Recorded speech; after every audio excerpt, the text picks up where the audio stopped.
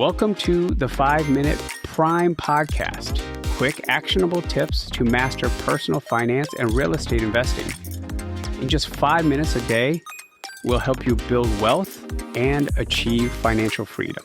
Hey, Prime investors, Martin Maxwell here, and welcome back to the 5-Minute Prime Podcast. Last week, in part one of the Great Retirement Pivot, we took a hard look at the history of the traditional pension. We uncovered how the promise of a secure, company-guaranteed retirement has slowly eroded, leaving a massive gap for millions of Americans. If you haven't listened to that episode, I highly recommend you go back and check it out. It's the why behind today's how. We left off with a critical question. If the old model of retirement is broken, what's the new model? Today, we're going to answer that question. We're talking about how to build your own pension, a pension that you control, a pension made of brick and mortar, a pension powered by real estate. This is the solution. Let's get into it. When we think of a pension, what's the core promise? It's a reliable stream of income that shows up every month, no matter what. Real estate, when done right, is the closest thing an individual investor can create to that same promise. And here's the interesting part. The big pension funds figured this out a long time ago. After the ERISA law of 1974 forced them to diversify their portfolios,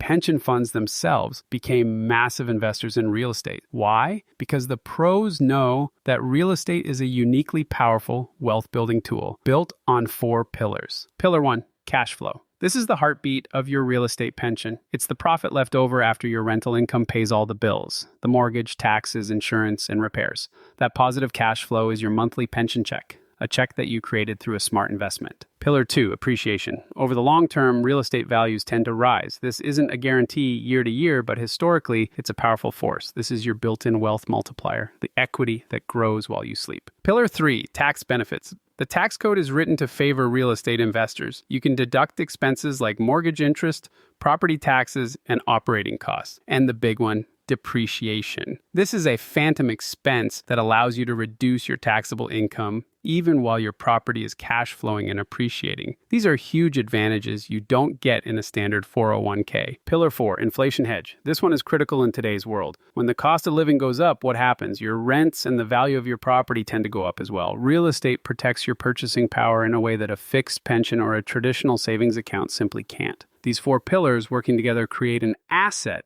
that generates income, grows in value, offers tax advantages, and protects you from inflation. That's not just a good investment. That's the blueprint for a modern pension. Now, I know what many of you are thinking. Martin, I have a 401k. Isn't that my pension? A 401k is a great tool, and you should absolutely be using it, especially if you have an employer match. But it's not the same as owning real estate, and the differences are crucial. Let's start with control and tangibility. With a 401k, your money is invested in the stock market, and you are a passive passenger. You're subject to the market's wild swings, driven by headlines and forces far beyond your control. With real estate, you own a tangible, physical asset. You can see it, touch it, and make decisions that directly impact its value and performance. You're in the driver's seat. Next, and this is a huge one, is leverage. This is a key advantage of real estate that the stock market can't match. You can buy a $400,000 property with a 25% down payment of $100,000. That means you control a large appreciating asset with a relatively small amount of your own money, while your tenants pay down the loan for you. You can't call your stockbroker and ask to buy $400,000 worth of Apple stock with only $100,000. That leverage is what supercharges your returns in real estate. Finally, let's talk about the limitations of a 401k.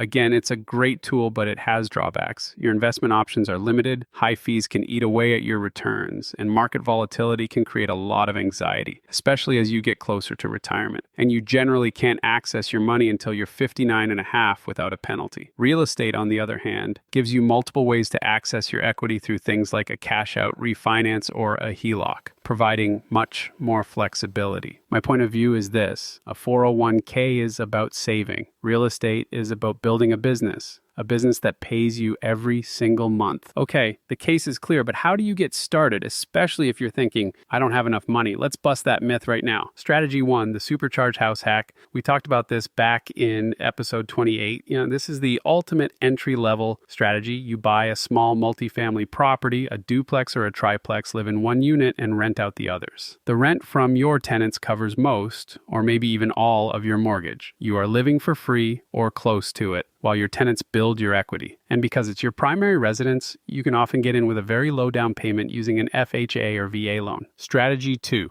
different paths to investing. If you don't want to be a hands-on landlord, there are other ways. You can invest in a REIT, real estate investment trust, which is like a mutual fund for real estate. Or you can explore real estate crowdfunding, where you pool your money with other investors to buy a share of a larger property. These are more passive ways to get the benefits of real estate without the management headaches. Strategy 3, build your core 4 team. This is non-negotiable whether you're buying locally or long distance. You don't have to be an expert in everything if you have the right team. You need an investor-savvy real estate agent, a creative lender, a reliable contractor, and a great property manager. This team is your foundation for success and scaling. Let's bring this series to a close. The pivot from pensions to property is about a fundamental shift in responsibility. It's about recognizing that the old social contract is gone and the responsibility for your retirement security now rests squarely on your shoulders. It's about taking control of your financial destiny and building a retirement that's not dependent on the whims of the stock market or your former employer. So here are your actionable steps to start building your own real estate pension today. 1. Educate yourself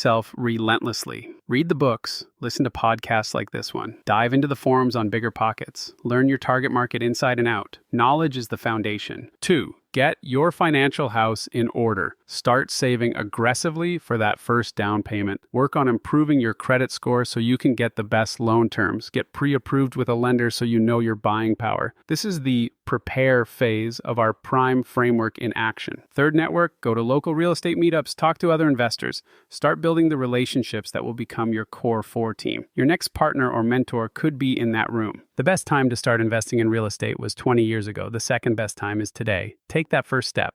Thanks for joining us on this special 2-part series. I hope it's given you the clarity and the motivation to take action. Be sure to subscribe to the 5-Minute Prime podcast for more actionable advice on building your wealth. For more resources, visit reiprime.com. I'm Martin Maxwell. Keep learning, stay strategic, and go build a retirement you can be proud of.